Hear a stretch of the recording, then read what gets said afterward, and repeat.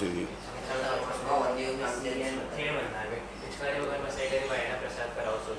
नमो रियंदाणम नमो सिद्धाणम नमो आयरियाणम नमो वज्रायाणम नमो लोहे संबधाहु नमो एसो पंचनमुक्कारो सब्बपावपणासनो मंगलानंद दब्बे सिंबडमं वै मंगलम् नमो दुर्वार रागादि वैरिवार निवारिणे अर्हते योगिनाथाय महावीराय तायिने जय जगजीवजोनि वियाणो जगगुरु जगानंदो जगनाहो जगबंधु जय जगप्रिया महो भयमो जय सुवाणं बभवो तित्तराणो पश्चिमो जय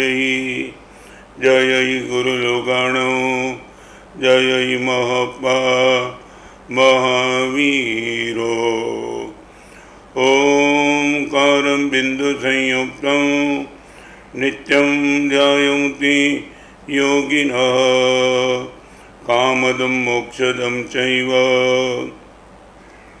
ओंकाराय नमो नमः जय धरणेन्द्र नमो सिंह पौमा वै पमुनिसेविय पाय ओम क्लीं ब्रीं सिद्धिं करेव श्रीपास जगनाओ अज्ञान तिमिरान्धानां ज्ञानाञ्जन शलाकया नेत्रमुन्मीलितं येन तस्मै श्री गुरवे नमः।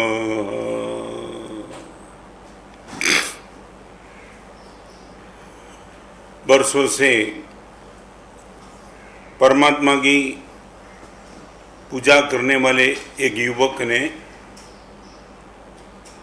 संत के सामने अपने मन की एक जिज्ञासा व्यक्त की। भगवान करीबन 20 साल से परमात्मा की पूजा करता हूँ,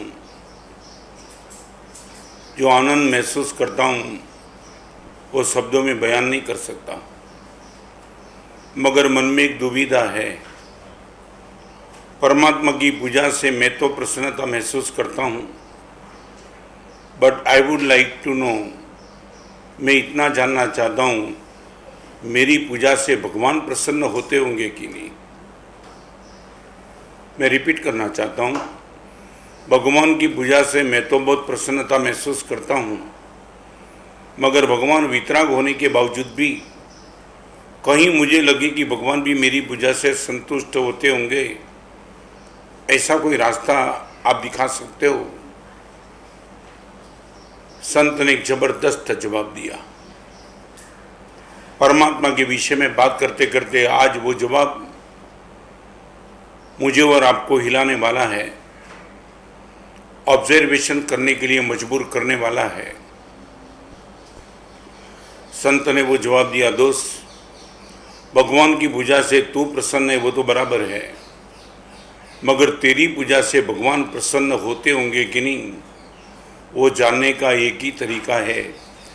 तेरे परिचय में जो आते हैं वो तेरे से यदि प्रसन्न है तो मान लेना भगवान तेरे से प्रसन्न है। मैं रिपीट करना चाहता हूँ, तेरे परिचय में जो भी आते हैं यदि वो तेरे से प्रसन्न है तो मान लेना भगवान तेरे से प्रसन्न है। तेरे परिचय में आने वाले तेरे माता पिता, तेरी पत्नी, तेरे भाई, तेरी भाभी, तेरा बेटा, तेरी बेटी, तेरा वॉचमैन, तेरा टैक्सी ड्राइवर, तेरा गुरखा, जो भी, और वह सब तेरे से यदि प्रसन्न है तो मान लेना कि भगवान तेरे से प्रसन्न है। और उन सबको तू नाराज करता है, यदि वो तेरे से अप्रसन्न है तो तेरी पूजा कहाँ तक सफल होगी, वो लाख रुपये का प्रश्न है। ये बात शायद मुझे और आपको डिस्टर्ब करने वाली लगेगी, क्योंकि हम ऑब्जर्वेशन करें तो लगता है हम भगवान के पीछे पागल है, मगर हमारे परिचय में आने वाले हर व्यक्ति को हमारे प्रसन्नता दावा के साथ हम बोल नहीं सकते हैं। मैं ये बात इसलिए करना चाहता हूँ, ये प्रवचन कोई मनोरंजन का साधन नहीं है, समझ लेना। षोडशक नाम के ग्रंथ में हरिभद्र सिंह ने ये शब्द लिखा है कि इस दुनिया में कोई भी सदनुष्ठान तब होगा जब वो सदनुष्ठान मैत्री प्रमोद करुणा माध्यस्थ भाव से युक्त होगा। माने एक भी व्यक्ति के प्रति तेरे मन में यदि वैर की गांठ है, चाहे तेरा करोड़ का डोनेशन, तेरी अष्ट प्रकारी पूजा, तेरा मासक क्षमन, वो सद अनुष्ठान नहीं रहेगा। माने मैं रिपीट करना चाहता हूँ, बड़ी गंभीरता से सुन लेना। इस दुनिया के श्रेष्ठतम पदार्थ का त्याग कर लो। मैं रिपीट करना चाहता हूँ, इस दुनिया के श्रेष्ठतम पदार्थ का त्याग कर लो। भगवान तुमसे प्रसन्न नहीं होंगे। अधम जीवों का भी स्वीकार कर लो, भगवान तुमसे निश्चित प्रसन्न होंगे। माने पदार्थ का त्याग कंपलसरी नहीं है, जीवों का स्वीकार कंपलसरी है। Not voluntary but compulsory. आप 1 करोड़ का डोनेशन दो न दो, कंपलसरी नहीं है, वॉलंटरी है। मगर जगत के हर जीवों का हृदयगत स्वीकार आपके लिए कंपलसरी है। मैं आपको एक पूछना चाहता हूँ, आज मेरा साधु जीवन भी फेल, मैं रिपीट करना चाहता हूँ, सिर्फ आपकी पूजा नहीं, 53-54 साल का मेरा दीक्षा जीवन है। यदि मेरे मन को ऑब्जर्वेशन करो और मेरे मन में भी किसी जीवों के प्रति मन में गांठ का भाव है, तो मेरा संयम जीवन भी फेल हो जाता है। ये हरिभद्र सिंह का बयान है। मैं आपसे पूछना चाहता हूँ, भगवान आपसे प्रसन्न है वो जानने का एक ही रास्ता है। आपके परिचय में आने वाले हर जीव यदि आपसे प्रसन्न है तो निश्चित तौर से मान लेना भगवान आपसे प्रसन्न है। छोटा सा जवाब दे दो। आपके परिचय में आने वाले करीबन 300, 400, 500 लोग नहीं है, करीबन ज़्यादा 2 फिगर या तो 3 फिगर। और रोज के परिचय में आने वाले तो करीबन 2 फिगर में। रोज के परिचय में यदि संयुक्त परिवार है तो 10-15 लोग, विभक्त परिवार है तो 2-5 लोग और 2-5 वॉचमैन, जो भी टैक्सी ड्राइवर जो भी आपका है, वो आपको सिर्फ इतना पूछना चाहता हूँ, बस इतने लोग यदि आपसे प्रसन्न है और आपने उन लोगों को प्रसन्न करने का ख्याल रखा है, भगवान पूरे के पूरे आप पर प्रसन्न है। यदि मैं 3 बात ये गुजराती में कही दूँ તમને ખ્યાલ આવી જાય। ભગવાન ગમે, જેને પરમાત્મા ગમે એ જગન્ય ભક્તિ। ભગવાનને જે જીવો ગમ્યા એ બધા જીવો ગમે એ મધ્યમ ભક્તિ। ભગવાનને જે ગમ્યું એ બધું જ આપણને ગમે એ उत्कृष्ट भक्ति। फिर से मैं हिंदी में बताऊंगा, भगवान पर ही प्रेम है वो जगन्य भक्ति। भगवान ने जिन जीवों को प्रेम दिया वो सभी जीवों के प्रति मेरे हृदय में प्रेम है, ये मध्यम भक्ति। और भगवान ने जिस सद्गुणों को प्रेम किया वो सद्गुणों पर मुझे यदि प्रेम है तो उत्कृष्ट भक्ति। माने उदारता प्रसन्न, पवित्रता प्रसन्न, वितरागता प्रसन्न, सरलता प्रसन्न, नम्रता प्रसन्न। और यदि ये सब के पीछे मैं पागल हूँ तो परमात्मा की उत्कृष्टतम भक्ति।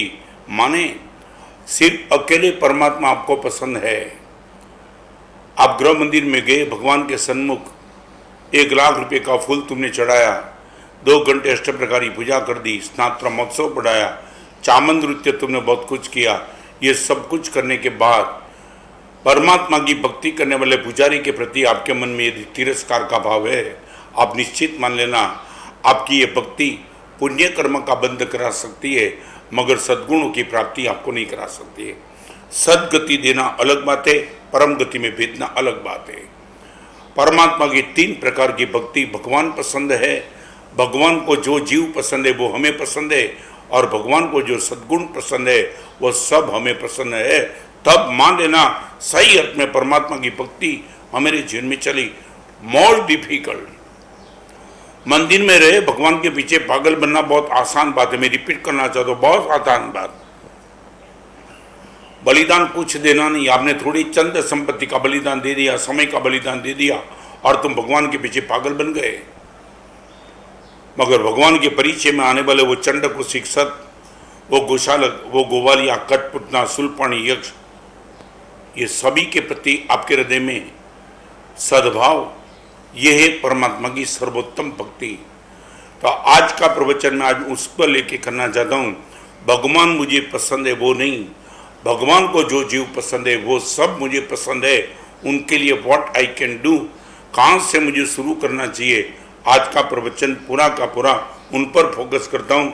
भगवान पसंद है उन पर नहीं, भगवान ने जो जीवों को पसंद किया, प्यार दिया, प्रेम दिया, गले लगाया, स्वीकार कर दिया, वो सभी जीवों के प्रति मेरे मन में भी ये शुभ भाव हो। वो कैसे हो, कैसा उनका स्टेप है, और उनके लिए मैं आगे चलना चाहूँगा। Number 1, hate no one, HATE, no one. किसी के प्रति हृदय में तिरस्कार का भाव न हो।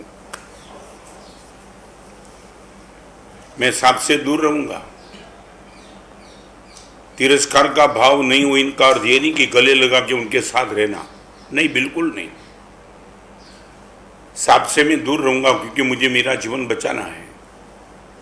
आज के माहौल में कोरोना का यदि कोई शिकार बन गया तो उनसे मैं दूर रहूंगा क्योंकि मुझे मेरे जीवन को बचाना है। मगर मैं जिससे दूर रहता हूं उनसे मेरा तिरस्कार कंपलसरी नहीं है। सांप से दूर रहना अलग बात है और सांप के प्रति तिरस्कार का भाव रखना अलग बात है। मैं दुर्जन से भी दूर रहूंगा ना बोला है भगवान ने। भगवान महावीर परमात्मा ने सारे जगत के जीवों के साथ मैत्री करने वाले परमात्मा ने खुद नहीं कहा है कि दुर्जन का त्याग करना, दो दुर्जन से दूर रहना, कुसंगो सर्वथा त्याज्य। तेरे आत्मा को नुकसान करने वाले उनसे नजदीक जाना ही नहीं, दूर ही रहना। मगर दूर रहना अलग बात है और तिरस्कार करना अलग बात है। व्यवहार से दूर रहना, शरीर से दूर रहना अलग बात है, मगर हृदय से किसी के प्रति तिरस्कार का भाव न हो, यह सबसे पहली कंडीशन हेट नो वन। आज मैं सिर्फ आपको इतना पूछना चाहता हूं, आप एक बार 3 मिनट के लिए रात को सोने के पहले 3 मिनट तक परिवार में कोई न हो आपकी बाजू में, आप अकेले हो, और एक बार अंदर ऑब्जर्व कर लो कि किसी के प्रति मेरे मन में स्थिर गांठ तो नहीं है ना, स्थिर गांठ। वो याद आता है और आपके मन में कटुपन पैदा हो जाता है। ऐसा एक भी व्यक्ति आपके हृदय में गांठ पड़ी है, एक भी। हरिभद्र शर्मा का यह कहना है तेरा सद अनुष्ठान नहीं रहेगा। मेरी अष्टप्रकारी पूजा, मेरा मासिक श्रमण, मेरा संयम जीवन भी फेल हो सकता है यदि किसी के जीवों के प्रति मेरे मन में स्थिर तिरस्कार का भाव है। आप एक बार चेक करना, हेट नो वन। चाहे आपका पेमेंट किसी ने डुबाया है, चाहे समाज के बीच में आपको बिन कारण आपको बदनाम किया, बहुत कुछ है, संसार है। बदनामी तो सीता जी की भी हुई थी और सबकी मैं भी पॉसिबल, कई लोगों की हो सकती है। मगर आपसे मैं पूछना चाहता हूँ, हेट नो वन। भगवान आपकी भक्ति को लेकर के बस इतना सीख चुका हूँ, कई लोगों से मैं दूर हूँ, मगर हृदय में किसी के प्रति तिरस्कार का भाव स्टोरेज करके अभी नहीं बैठा हूँ। और एक बात समझ लेना, हमारे वहाँ कोहम मज्जन केणई शब्द नहीं है, वैरम मज्जन केणई शब्द है। मैं किसी के प्रति क्रोध नहीं करूँगा ये शब्द नहीं है, मगर किसी के प्रति वैर नहीं रखूँगा ये शब्द है। आया और गया वो है क्रोध, और स्टोरेज हो गया वो है वैर। मैं रिपीट करना चाहता हूँ, आया और निकल गया वो है क्रोध, और स्टोरेज हो गया वो है वैर। मैं नहीं मानता हूँ कि आप इतने नीचे होंगे, फिर भी एक आपको ऑब्जर्व करने के लिए थोड़ा सा 2-3 बात प्रश्न पूछना चाहता हूँ। आपके परिवार में शादी थी, आपके परिवार में शादी थी, तब आपके ही बड़ी भाई ने आपके प्रति मन में वैर भाव, दुर्भाव, तिरस्कार भाव रख के आपको शादी में वो नहीं बुलाए। आपके परिवार की शादी थी, तब आपने आमंत्रण दिया, फिर भी आपके बड़े भाई में से कोई नहीं आया। और अभी बड़े भाई के परिवार में शादी है और यदि व्यवहार से भी बड़े भाई ने आपको आमंत्रण दिया है, हृदय से नहीं, मैं सिर्फ इतना पूछना चाहता हूँ, पास्ट को याद रख करके आप वो शादी में नहीं जाएंगे या भगवान की आज्ञा को आंखें रख के वो शादी में अब जाएंगे? आपके परिवार में शादी थी तब बड़े भाई को आमंत्रण देने के बावजूद बड़े भाई नहीं आए थे, और बड़े भाई के परिवार में शादी है तब फॉर्मेलिटी के तौर पे आपको उसने विनंती की है।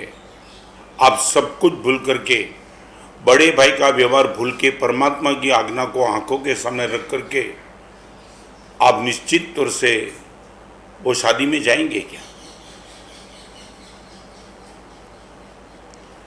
मैं शादी की कहाँ बात करूं, कई लोग तो जिनके प्रति उनके मन में तिरस्कार का भाव होता है उनके धर्म प्रसंग में भी नहीं जाता है। सिद्ध चक्र पूजन उनका है, मैं नहीं जाऊंगा। शांति स्नात्र है, नहीं जाऊंगा। उनकी ओर से संग स्वामी वात्सल्य, नहीं जाऊंगा। गुरुदेव मालूम है उसने मेरे साथ क्या किया। हम धर्म करने वाले, हम ये अष्ट प्रकारी पूजा करने वाले, हम वर्तमान तप की होली करने वाले, हम गुरुदेव के सामया में डांडिया लेके नाचने वाले, हम शांति स्नात्र में जाने के पहले वो सब चेक करना, सिद्ध चक्र पूजन में जाने के पहले वो याद रखना, उनकी ओर से स्वामी वात्सल सकल श्री संघ का स्वामी वात्सल है, और स्वामी वात्सल में भी नहीं जाना। वो हरामखोर, वो मालूम है कैसा है। अरे यहाँ तक हम तो मैं दावा के साथ कहना चाहता हूँ, दुनिया आपके स्वामी वात्सल, दुनिया आपको चाहे कितना भी सर्टिफिकेट धर्मी का दे दे, हरिभद्र समय भगवान के नाम से बोलते, तेरे हृदय में धर्म जैसी कोई चीज नहीं है, सब फॉर्मेलिटी है। सारे जगत के जीवों के साथ मैत्री करना, हृदय में किसी के प्रति गांठ नहीं रखना, वही तो सद अनुष्ठान है। एक सामायिक करने के लिए भी तेरे हृदय में किसी के प्रति गांठ नहीं चाहिए। धागा में गांठ होती है तो सोई में नहीं जाती है, गले में गांठ होती है तो खुराक नहीं जाता है। और आपने देखा होगा गन्ने में जहां गांठ होती है ना वहां रस नहीं होता है। गन्ना तुमने खाया होगा, जहां गांठ होती है ना वहां रस नहीं होता है। माने गांठ हर जगह डिस्टर्ब करती है। तो गन्ने में गांठ बिना रस, धागा में गांठ सोई में नहीं जाएगी, गले में गांठ भोजन नहीं जाएगा, पानी नहीं जाएगा, मन में गांठ परम गति 100% नहीं होगी।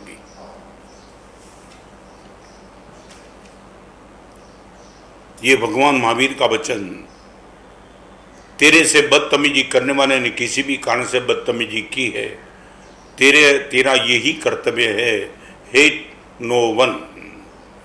किसी के प्रति मेरे मन में गुरुदेव आज तिरस्कार का भाव नहीं है। मैं रिपीट करना चाहता हूँ, एक बार आज रात को आने वाले दिनों में पर्यूषण पर्व की आराधना ये फॉर्मेलिटी से यदि नहीं करनी है, भगवान महावीर ने जैसा पर्यूषण कहा है ऐसा पर्यूषण यदि हम करना चाहते तो मैं सिर्फ इतना ही कहूँगा, पर्वादी रात की शुरू होने के पहले दिल के चौपड़े में जो भी ऐसी गांठ है ना, सबको डिलीट कर दो। आपको उसके घर नहीं जाना है तो मत जाओ। यदि आपकी वो ताकत नहीं उनके साथ बोलना तुम शुरू करो, वो भी मत करो, मगर हृदय से तिरस्कार का भाव निकाल दो। नहीं बोलना है नहीं बोलो, व्यवहार नहीं करना है मत करो, मगर जब भी उनका नाम निकले, जब भी उनका नाम आपके कान पे आ जाए और हृदय कटुपन से भर जाए, सारा हराम को ये गए तुम काम से। मैं क्या कहना चाहता हूँ, तुम्हारा मांस खमन फेल, मेरा साधु जीवन भी फेल, तुम समझ सकते हो। मांस खमन नहीं करने वाले की सद्गति हो सकती है, संयम जीवन नहीं अंगीकार करने वाले की भी सद्गति यदि हो सकती है, मगर हृदय में वैर की गांठ लेकर के बैठने वाले की सद्गति तुम भूल जाओ सब कुछ।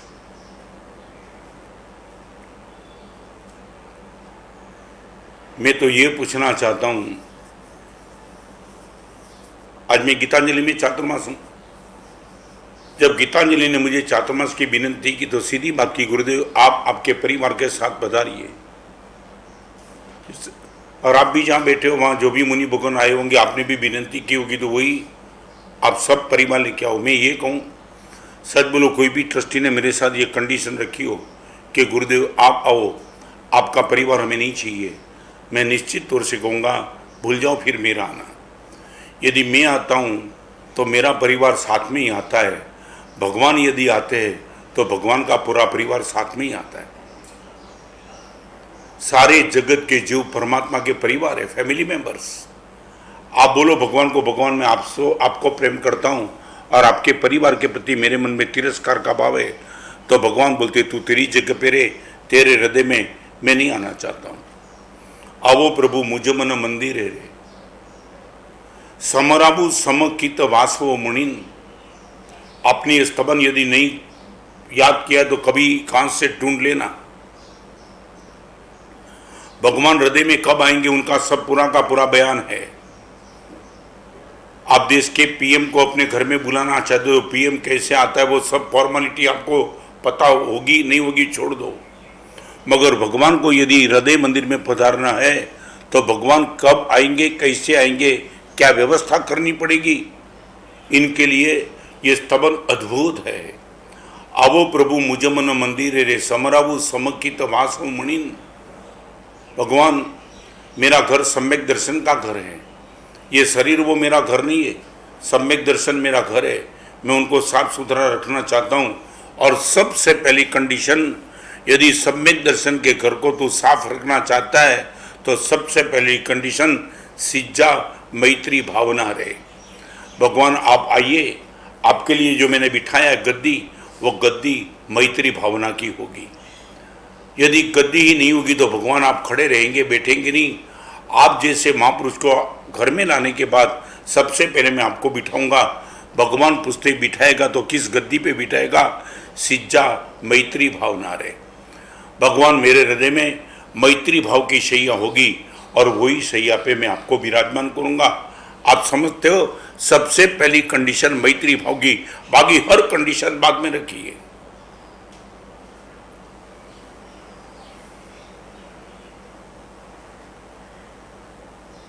कभी कभी आपको पूछने का मन होता है, बिना आमंत्रण तुम थिएटर में पहुंच जाते हो, बिना आमंत्रण तुम क्रिकेट मैच देखने के लिए पहुंच जाते हो, बिना आमंत्रण तुम होटल में पहुंच जाना चाहते हो, और किसी भी धर्म अनुष्ठान में आने के लिए आपको आमंत्रण की अपेक्षा है। उनके सिद्ध चक्र भुजन में तो गया था, नहीं क्यों? मुझे आमंत्रण नहीं था। तुम इतने बड़े हो गए, बिना आमंत्रण गए, क्या उसी ने तुम्हारा अपमान कर दिया? परमात्मा का मंदिर था, गर्भगृह था, रंग मंडप था, पूजन कराने वाले पूजन करते, विधिकार था, संगीतकार था, और तुम जाकर के खड़े रहते? नहीं। और तुम्हारा ईगो तो तुमने अभी तक इतना पुष्ट कर दिया, इतना पुष्ट कर दिया है। आज गुजराती में तमने एक वाक्य कहूं, अहम અને અસ્તિત્વનું આયુષ્ય કેટલું? અહમ અને અસ્તિત્વનું આયુષ્ય કેટલું? જગતમાંથી ગયા પછી પ્રાર્થના સભા જેટલું। અહમ અને અસ્તિત્વનું આયુષ્ય કેટલું? જગતમાંથી વિદાય થઈ ગયા પછી પ્રાર્થના સભા જેટલું। आपकी वैल्यू कितनी है? आपके जाने के बाद एक प्रार्थना सभा में आधा घंटा, 1 घंटा, 1.5 घंटे के लिए आपका फोटो लग जाएगा। और कभी कभी बताऊं, पूरे संसार की नग्न वास्तविकता बताऊं आपको, आप जब शांत हो जाएंगे ने, मैं नहीं चाहता हूं, मगर ये एक अलग एंगल से बात करना चाहता हूं। शांत होने के बाद व्यवहार से भी स्मशान में आने वाले लोग, आपकी बॉडी कितनी जल्दी जल जाती है वो देखने के लिए खड़ा नहीं रहने वाला है। जिसके लिए तुमने पूरे जिंदगी भर क्लेश, कंकास, द्वेष सब किया, जिनके प्रति तुमने राग किया, वो आपके बाद स्मशान में आकर के वो सीध देखेंगे। जल्दी जाए तो अच्छा है। यार कब जल जाएगा? पूरी बॉडी कब जल जाएगी? ये बहुत 2 घंटा लग गया, ज़्यादा लग गया। तुमने पूरी जिंदगी खत्म कर दी और ये बोलते ज़्यादा हो गया। उन लोगों को खुश करने के लिए तुमने पूरी जिंदगी दाव पे लगा दी है। अहम ने अस्तित्वનું આયુષ્ય કેટલું? जगतमाती गया बचे प्रार्थना सभा जीत लूं और उनको लेकर के हम सबके प्रति तिरस्कार, द्वेष, ईर्षा, क्लेश, वैर, क्रोध, ये और दुर्गति में जाने की हमारी मानसिकता।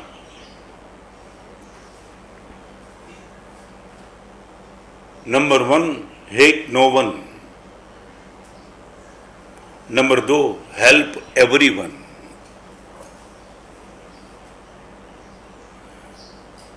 भगवान को मेरे हृदय में पधारना है, ये मैं विनंती करना चाहता हूं। प्रभु आवो मुझ मन मंदिर रे।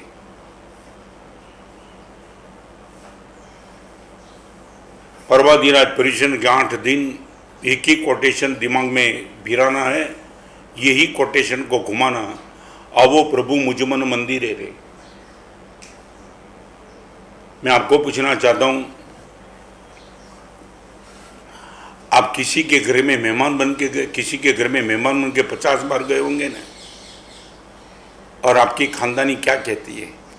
50 बार किसी के घर पे जाने के बाद तुम कभी ना कभी तो बोलेंगे ना, यार 50 बार तेरे घर पे आया, एक बार तो मेरे घर पे आ जाओ यार। हमारा रिलेशन कैसे रहेगा? मैं ही तो मेरे घर पे आ जाऊँ, कभी तो आओ मेरे घर पे। आज मैं आपको सिर्फ इतनी विनंती करना चाहता हूँ, भगवान को अभी बताओ कि भगवान, जन्म से लेकर के मेरी माँ के संस्कार के हिसाब से करीबन मेरी माँ ने कितने दिनों से, कितने महीने से, कितने सप्ताह से तेरे मंदिर में भेजा है मुझे। भगवान, जीवन का 20, 30, 40, 50, 60, 70 साल हुआ, मैं रोज तेरे मंदिर में आया। भगवान एक बार तो मेरे मंदिर में आ जाओ। 50 बार जिसके घर में जाते उसको विनंती कर दो, एक बार तो आ जाओ। तो आज मैं कहना चाहता हूँ, भगवान को भी विनंती कर दो, भगवान इतने दिनों तक तेरे मंदिर में आया विदाउट ब्रेक, एक बार तो आ जाओ, एक बार। और भगवान को बुलाने के लिए पर्वाधिराज परिवेशन के पहले ये स्लोगन दिमाग में घुमा दे देना, आवो प्रभु मुझ मन मंदिर रे। भगवान, संघ का मंदिर मैंने देखा, तीर्थ का मंदिर भी देखा और गृह मंदिर भी मैंने देखा। आज तक मैंने कभी सोचा नहीं मेरे मन को भी मैं मंदिर बना सकता हूँ। आज पहली बार पता चला, मेरे मन को मैं मंदिर बना दूं। और मंदिर बनाने के लिए पहली कंडीशन सिज्जा मैत्री भावना रहे। सारे जगत के जीवों के साथ मेरी मैत्री हो। आप आइए प्रभु, आइए। आपको ठीक लगे तो प्रयोग कर देना। मैं इंदौर के एक लड़के की बात करना चाहूंगा। 14 साल पहले मैं इंदौर में चातुर्मास किया, तब ऐसे ही एक सब्जेक्ट पर मेरा प्रवचन था और प्रवचन की समाप्ति के बाद एक लड़का हमेशा के लिए मिलने के लिए आता था। वो दिन वो लड़का नहीं आया। मन में कोई डिस्टर्ब नहीं था, संसार है, 1000 तरीके के काम होते, आप नहीं भी आए होंगे। और लड़का दोपहर को 4 बजे आया। महाराज साहब, बहुत बड़ा विजय पा लिया, जिंदगी में सोचा नहीं था ऐसा पराक्रम में कर पाऊंगा, मगर आपकी कृपा से, आपकी ताकत से हो गया आज। मैंने बोला क्या हुआ? महाराज साहब, कितने साल के पहले एक व्यक्ति के साथ ऐसी अनबनी हो चुकी थी और वो व्यक्ति कोई करोड़पति होता तो ठीक था। महाराज साहब, मेरे घर के सामने कचरा डालने वाला और कॉमन लेटरिन है वो साफ करने वाला आदमी, क्या मालूम महाराज साहब एक दिन उसके मन में क्या आया, वो पूरी विष्टा और पूरा कचरा का डिब्बा मेरे घर के सामने खाली कर दिया, खुला।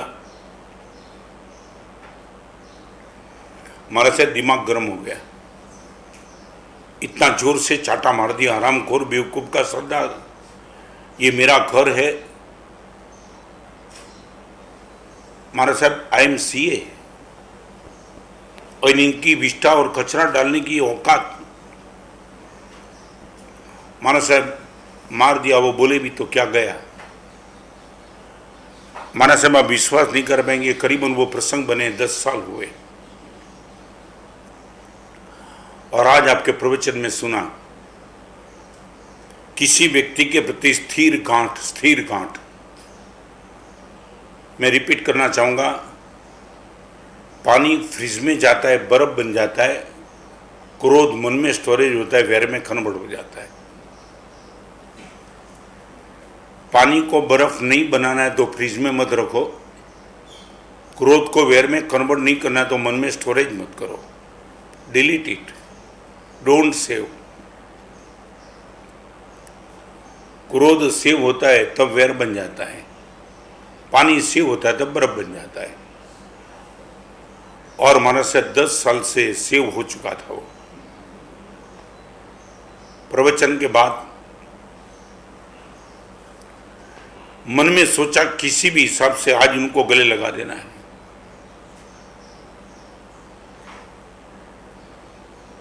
माना साहब सच बताऊं, 10 साल पहले बना हुआ पूरा प्रसंग आंखों के सामने आ गया था। और सबसे बड़ी दिक्कत थी, माना साहब वो स्लम एरिया में रहता था। एड्रेस उनका पता था मुझे, स्लम एरिया में कहाँ रहता है। माना साहब 60 लाख की गाड़ी में स्लम एरिया में उनके पास माफी मांगने के लिए निकल गया। गुरुदेव, 2000 किलोमीटर दूर आपको वंदन करने के लिए आना आसान है, मगर 2 किलोमीटर दूर ऐसे लोगों के पास जाना पानी उतर जाता है। गुरुदेव, स्लम एरिया के बाद गाड़ी पार्क की, कोई ऐसा आदमी स्लम एरिया में आ सकता है? No one was ready to believe it. मगर गुरुदेव मन को बराबर मजबूत किया था, आज वापिस नहीं जाना है। चाहे मन कितना भी बोले घर पे बुला लेना, घर पे माफी मांग लेना, नहीं, उनके घर पे ही जाना है। और गुरुदेव जब इनके घर पे जाकर के दरवाजा खटखटा, उसने देखा, वो हैरान था। आप यहां? गुरुदेव उसको कोई सोचे इनके पहले मैं गले लगा दिया सीधा।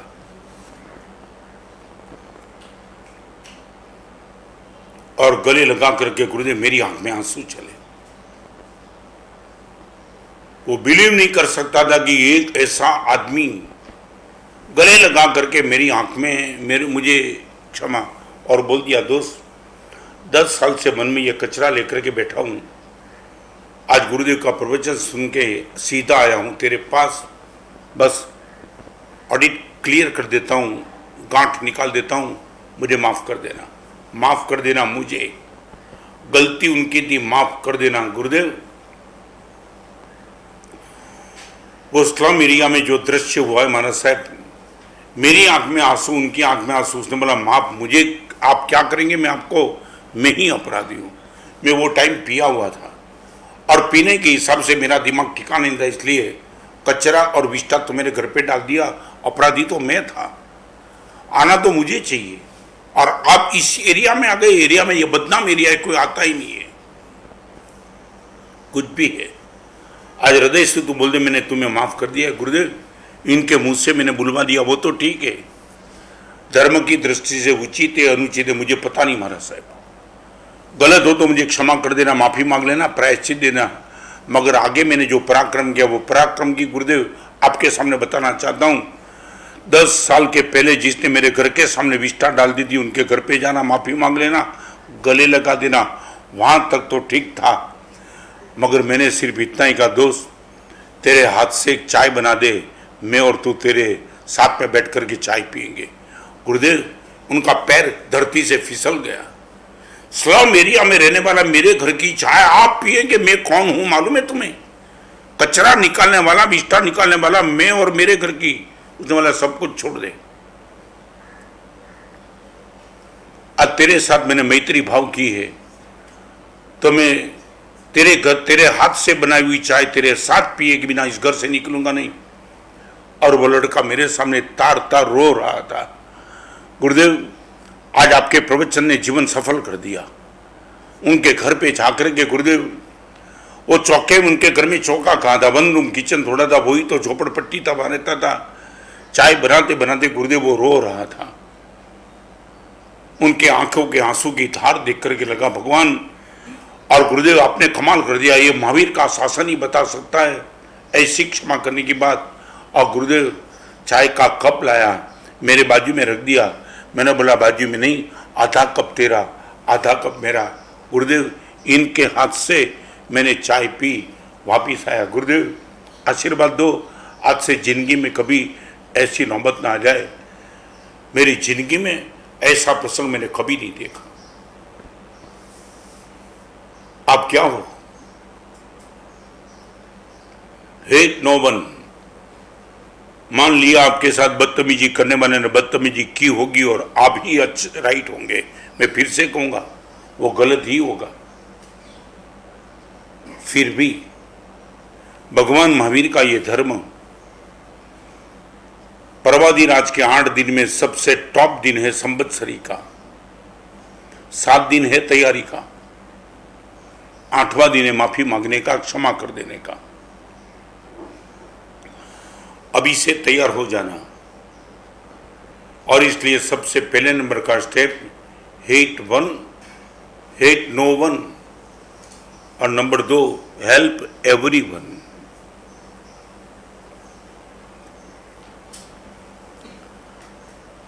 खास तौर पे आज के माहौल में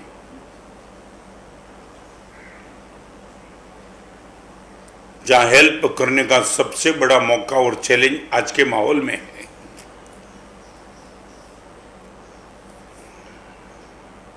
कोरोना ने personal life, private life, social life, physical life और स्पिरिचुअल लाइफ पांचों चेंज कर दिए। कोरोना ने personal life, private life, social life, physical life and spiritual life सब इधर उधर कर दी है। आज हम भी बैठे अपनी जगह पे, लॉकडाउन है, गवर्नमेंट ने बहुत कुछ व्यवस्था की है, वो व्यवस्था को तोड़ने का तो प्रश्न आता ही नहीं है। गवर्नमेंट ने जो भी व्यवस्था बनाई, वो व्यवस्था में किसी को टारगेट करने का गवर्नमेंट का मन नहीं है। सिर्फ और सिर्फ सभी का स्वास्थ्य बना रहे, यही गोल को लेकर के ये व्यवस्था बनी है। और इसी व्यवस्था में हमें भी तो सेटल होना है, सेट होना है। लॉकडाउन है, प्रतिक्रमण कैसे करेंगे? भगवान की अष्टप्रकारी पूजा इस दिनों में भी नहीं होगी। जो परिवार घर में प्रभु को लेके आए उनकी तो बात अलग है। 8 दिन तक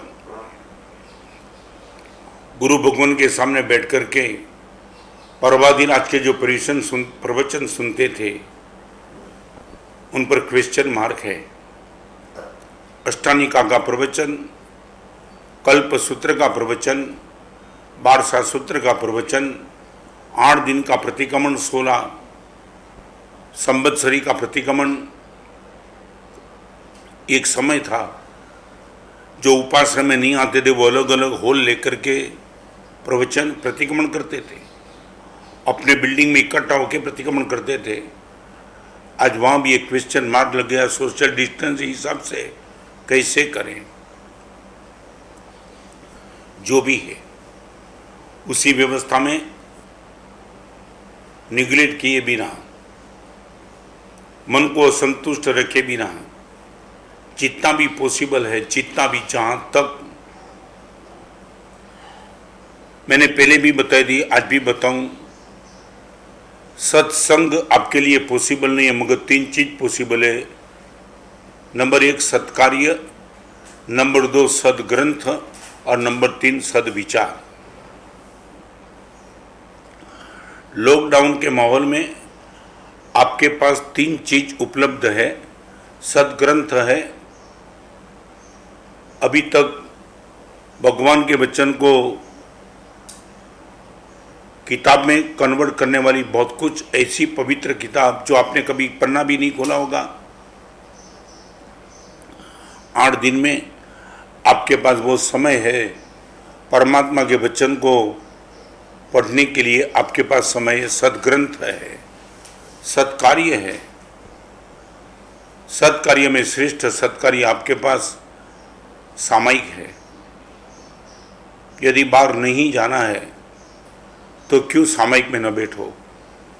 3 सामयिक, 4 सामयिक, 5, 8। आप विश्वास नहीं कर पाएंगे, परसों ही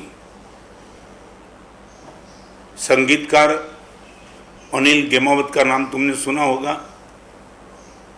उनका मेरे पे मैसेज आया, लॉकडाउन के माहौल में महाराज साहब सब कुछ बंद था, नौपत की उली के 9 दिन में सब होकर के महाराज साहब मैंने सब होकर के 112 सामयिक की, 112 रोज की एवरेज 11-12 सामयिक। और उनका मैसेज था, गुरुदेव आज भी सब कुछ मेरा प्रोग्राम बंद है मगर रोज की 3-4 सामयिक तो आसानी से कर लेता हूँ। मैं आज आपको मैसेज देना चाहता हूँ, आपने कभी जिंदगी में ऐसा रिकॉर्ड आपका नहीं तोड़ा होगा, आपका रिकॉर्ड तोड़ दो इस टाइम। आप बोलोगे गुरुदेव जिंदगी में कभी मैंने इतनी सामयिक सोची नहीं थी। 8 दिन में टारगेट बना दो और कम से कम इतना टारगेट बना दो, आपकी जितनी उम्र है उतनी सामयिक 8 दिन में कर देना, हो जाएगा, मेरा आशीर्वाद है। हाँ, कई लोगों को लगेगा अभी तो ठीक है, इतने अच्छा हुआ, बहुत बड़े नहीं हो गए। अरे आपको 30 साल, 40 साल, 45 साल, 50 साल जो भी हुआ है, बस कम से कम टारगेट बना दो कि इस पर्वाधिराज प्रविशन के दिन मेरी जितनी उम्र है उतनी सामयिक दावा के साथ करके रहूँगा, हो जाएगी। इतने 1000 का डोनेशन न दो तो छोड़ो यार, जितनी उम्र है उतना डोनेशन, इतने लाख का डोनेशन देना। यदि सामयिक नहीं जमती, यदि कम करो, जितनी उम्र है उतनी सामयिक करो। और यदि उतनी आपकी सामयिक की इच्छा नहीं है तो जितनी उम्र है उतनी पेटी का दान करो। पेटी समझे न, पेट नहीं पेटी। हाँ, ये तुम्हारा कौड़बर अच्छा चलता है। लाख को तुम पेटी बोलते हो और करोड़ को खोखा बोलते हो, क्या क्या तुम बोलते हो समझ में नहीं आता है। चलो एक काम करो, 2 में से एक पक्का कर देना, या तो जितनी उम्र है उतनी सामयिक, या तो जितनी उम्र इतने लाख रुपए का डोनेशन कर दो यार। भगवान जम के बरसते हैं। और एक बार बताना चाहता हूँ, मैंने भुज में चातुर्मास किया तो वर्षों पहले की बात, मैंने वो नियम दे रखा था कि 1 महीने में 20,000 रुपया डोनेशन देना, 20,000। आप विश्वास नहीं कर पाएंगे आपकी श्रद्धा क्या हो सकती है। और मंदी का माहौल गया मेरे बिहार के बाद, और एक लड़के ने 20,000 का डोनेशन 30 साल के पहले पर मंथ 20,000, और वो देते ही चला, देते ही चला, देते ही चला। और फिर वो मुझे मिलने के लिए आया, मैं मोरबी था तब, और लड़के ने बता दिया, महाराज साहब मेरे हर मित्र इकट्ठे होकर बोलते यार महाराज साहब ने नियम दिया तब तेजी में हमने लिया था, अभी तो मंदी चल रही है। 20,000 का नियम, उसने बोला नियम तो नियम, महाराज साहब ने वो क्लैरिफिकेशन नहीं किया था, मैंने भी तो नहीं किया था। 1 महीने में 20,000 का डोनेशन दूंगा, आज भी देता हूँ, मंदी है फिर भी डोनेशन देता हूँ। तब उसने बोला देखो ये कमाल की बात मैं आपको भी कहना चाहता हूँ, यदि आपकी श्रद्धा वो लेवल पे होती तो महाराज साहब एक दिन तो 12 मित्र इकट्ठे हो गए जो आपको भी मानने वाले, सब ने मुझे रोका, यार मंदी के माहौल में डोनेशन देने की इतनी जरूरत है, पागल क्यों बनता है। महाराज साहब बोल गए चाय बराबर है। तब उसने कहा झूठ बोला, गप मार दिया। मगर गप में भी कुछ माल था, झूठे में भी कोई ताकत थी। उसने बोला तुम्हें मालूम नहीं है, 2 दिन के पहले भगवान सपने में आए थे। कोई पुलिस भी सपने में नहीं आता है, भगवान आया। मगर उसने झूठ बोल दिया, 2 दिन के पहले भगवान सपने में आए थे और भगवान ने मुझे एक कहा है। क्या कहा है? भगवान ने मुझे बोला है, उनका नाम मैं बताऊं, उनका नाम रसिक था, रसिक, वो भुज वाला लड़का। और उसने बता दिया महाराज साहब, मैंने बोल दिया कि भगवान ने मुझे सिर्फ इतना है कि रसिक एक बात समझ लेना, तू जब तक दूसरे को देता रहेगा तब तक मैं तुझे दूंगा, तेरा देना जब बंद होगा तब मेरा देना बंद हो जाएगा। अभी तुम बोलते हो भगवान दे तब तुम देना चालू करो, भगवान बोलते तू देना चालू रखेगा तो कभी ना कभी मैं दूंगा। तूने जैसे ही देना बंद कर दिया मेरी ओर से देना बंद हो जाएगा। I would like to ask you, आपकी मेंटालिटी क्या है? भगवान देंगे तब आप देंगे या देते रहेंगे तो भगवान आपको देंगे?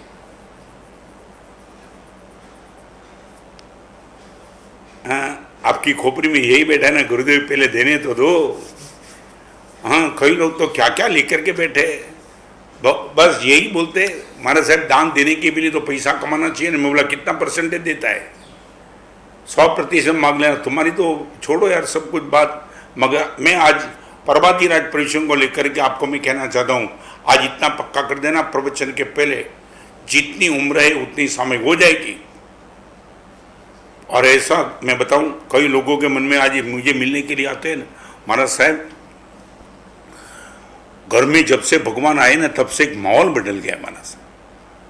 हम जाते थे मंदिर में जाकर के 10 मिनट 15 मिनट में निकल जाते थे, मगर भगवान जब से घर में आए महाराज साहब माहौल ऐसा बदल गया है। मैंने बोला क्या हुआ? वो बोलता है कि महाराज साहब भगवान आए ना तब से मन में होता है बस अभी भगवान को जाने नहीं देना है। ऐसे भगवान आए तो फिर क्यों नहीं रखें, लग लेंगे। और भगवान तो रहने के लिए तैयार है, हम ही तो नहीं तैयार थे। पहली बार महाराज साहब भगवान से प्यार इतना हो गया, हमने तय कर लिया है भगवान को साथ में ही रखेंगे। और मैं आपको कहना चाहता हूँ 8 दिन में सामयिक पर इतना प्यार करो, इतना प्यार करो कि चातुर्मास के बाद होगा मैं भी साधु बन जाऊंगा, जीवन भर की सामयिक ले लूंगा। डर गए, अरे नहीं होगा, करो यार करो। Number 1, hate no one, help everyone. हर छोटे साधर्मिक को संभाल लेना इस टाइम। संघ के लेवल पे किसी साधर्मिक को पैसा भेजो न भेजो अलग बात है। और एक बात बताना चाहता हूं, भिखारी मांगने के लिए सामने से आएगा, साधर्मिक को देने के लिए ढूंढना पड़ेगा। भिखारी तो आ जाएगा, आपका दरवाजा खटखटेगा, साधर्मिक आएगा नहीं, आपको ढूंढना पड़ेगा। एक भी साधर्मिक सहारो दो तमे आ दुखी मानवों ने, नवकार ने गणनारा साधर्मिक बांधवों ने। आज मेरे हिसाब से मेरी उम्र हुई जितनी भी 74, मेरे हिसाब से इतने साल में साधर्मिक भक्ति का जो माहौल और जो रिक्वायरमेंट आज बनी है वो कभी नहीं बनी थी।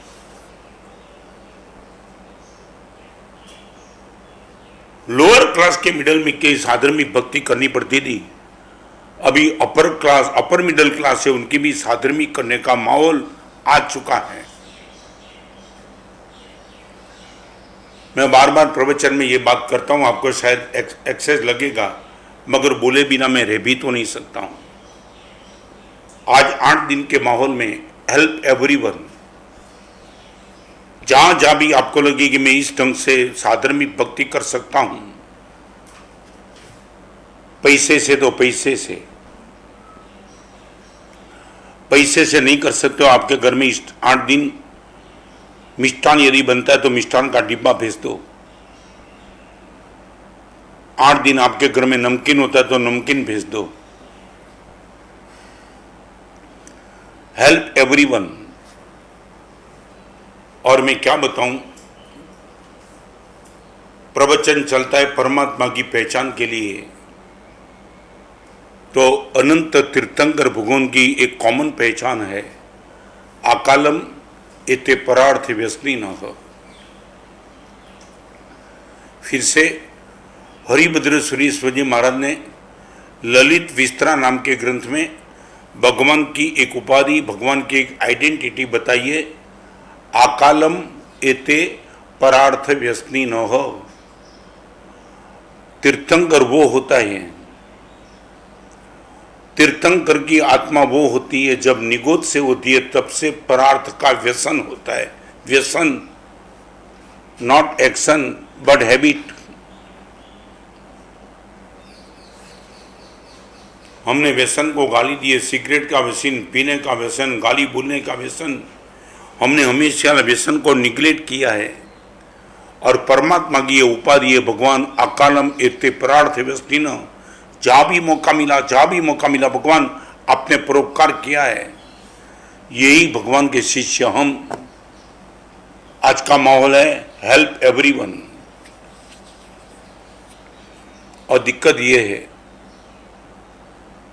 लॉकडाउन के हिसाब से, सोशल डिस्टेंस के हिसाब से, मास्क के हिसाब से, मांगने वाला आपके घर आना भी तो चाहता है मगर नहीं आता है, सब बंद है, सब कुछ बंद। और एक बात याद रखना, आपकी श्रद्धा को बहुत बड़ी चैलेंज है। जब तुमने बैंक में पैसा जमा किया तब तुमने ये सोचा है बैंक में पैसा सुरक्षित रह गया, मगर दान में जब भी पैसा दिया है तब ये सोचा है हमारा पैसा थोड़ा कम हो गया। मैं रिपीट करना चाहता हूँ, संस्कृत का एक कोटेशन बताना चाहता हूँ। भगवान पैसे को सुरक्षित रखने का तरीका क्या, और महापुरुष ने जवाब दिया है, उपार्जितानाम अर्थानाम त्याग एव ही रक्षणम। उपार्जितानाम अर्थानाम त्याग एव ही रक्षणम। आपने जो भी पैसा पाया है उनकी सुरक्षा के लिए एक ही रास्ता है, त्याग करो, संपत्ति की सुरक्षा होती रहेगी। सुविगड़ांग सूत्र का कोटेशन, दानम वपनम। दानम वपनम, वपन माने बोना। एक किसान जमीन में जब बीज बोता है ना तो वेस्टेज नहीं जाता है। आपको मालूम है वो क्या होता है, वो इन्वेस्टमेंट होता है। समवायंग सूत्र में दान की डेफिनेशन, दानम वपनम। आप जब भी दान करते हो तो बोते हो, छोड़ते नहीं हो, बेकार नहीं चला जाता है। आपका दान वो बोने का नशा है। तो आज परमाधिराज परिवेशन के कर्तव्य की भी बात करूंगा, मगर आज मैं आपको कहना चाहता हूं, भगवान से हम प्यार करना चाहते। 4 स्टेप की बात मैंने रखी थी आज। पहले नंबर का स्टेप था हेट नो वन। आप ये बोलो, मुझे पूछ भी सकते हो महाराज साहब, हेल्प एवरीवन नंबर 1 पे न लग करके हेट नो वन पहले क्यों रख दिया? इसलिए रख दिया कि भगवान महावीर ने यह बता दिया, तेरा सद अनुष्ठान तभी अनुष्ठान होगा जब हर जीव तेरे सद अनुष्ठान में मैत्री प्रमोद करुणा माध्यस्थ भाव से आएंगे, तभी। बाकी दान कितना भी करेगा नहीं, मांस खमन के पाने मांस खमन कर दे, मगर ये नहीं होगा। बहुत बड़ा इन्वेस्टिगेशन है। और मैं आपसे इतना कहूँगा, आने वाले दिनों में इस सब्जेक्ट पर और भी बोलना चाहूँगा, मगर अभी सिर्फ इतना, hate no one, help everyone. आपने कभी सोचा होगा, हेल्प करने का मौका मैं 3-4 बात आज आपको करना चाहता हूँ। करीबन 3 कैटेगरी के लोग होते हैं। अब ये मौका मत ढूंढना, मौका है सामने। मैं 3 कैटेगरी की बात करना चाहता हूँ। एक कैटेगरी वो होती है जो दान करने का मौका ढूंढने के लिए निकलती है। नंबर 1, मैं आपको पूछना चाहूंगा, भले आपसे जवाब नहीं मिले मगर पूछूं, सच बोलो, पैसा बढ़ाने के लिए तुम कितने किलोमीटर की जर्नी कर सकते हो? यदि आपको लगता है सौदा हो सकता है, 200, 300, 400, 500, 1000, 2000, 3000, 5000 किलोमीटर तक जा सकते हो वर्ल्ड टूर पे। World tour.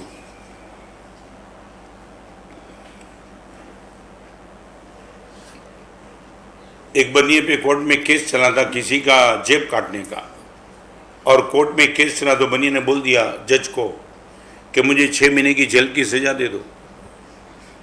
पहली बार ऐसा केस आया था, जज ने सोचा ये बनिया सामने से बोलता है, अभी केस चला भी नहीं, बोलता है मुझे सजा दे दो 6 महीने की। जज ने पूछा केस तो चलने दे, आप जो भी चलाओ, मेरी ओर से मैं बोलता हूँ कबूल है, जो किया वो सब कबूल है, और कम से कम 6 महीने की सजा कर दो।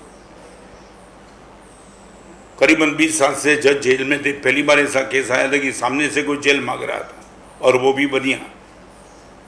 तब जज ने बनियों को पूछा कि जेल में जाने की इतनी जल्दबाजी क्यों है? तब बनिया ने बता दिया, जज साहब बात ऐसी है,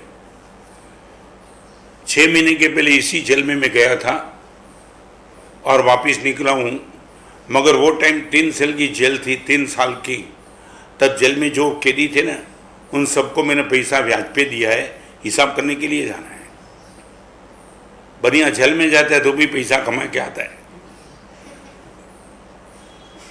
तो मैं आपको एक पूछना चाहता हूँ, श्रेष्ठ कोटि का आदमी वो है मौका ढूंढने के लिए निकल जाता है। कहाँ मौका मिलता है? आप गुरु भगवान के पास आकर के पूछ सकते हो, गुरुदेव मालूम नहीं है मुझे, कहाँ कहाँ कौन से साधन में के मुझे मालूम नहीं जिसको मैं भक्ति कर सकता हूँ। आप गुरुदेव मुझे कुछ बता सकते, गाइड कर सकते हो? सिर्फ साधन में भक्ति के लिए नहीं, आपको जहीं भी उचित लगे, मेरी ओर से मैं इतना रुपया आप बोलो वहाँ भेज देना चाहता हूँ। आपको यहाँ तक यदि उचित नहीं लगे तो शायद बम्बई, अहमदाबाद, चेन्नई, बेंगलोर, दिल्ली, नागपुर, रायपुर, पूना, शायद हर जगह साधर्मिक फाउंडेशन चल रहे हैं। किसी भी फाउंडेशन में आप कांटेक्ट कर सकते हो। मांगने वाले के लिए भी फाउंडेशन एक एड्रेस है और देने वाले के लिए भी फाउंडेशन एक एड्रेस है।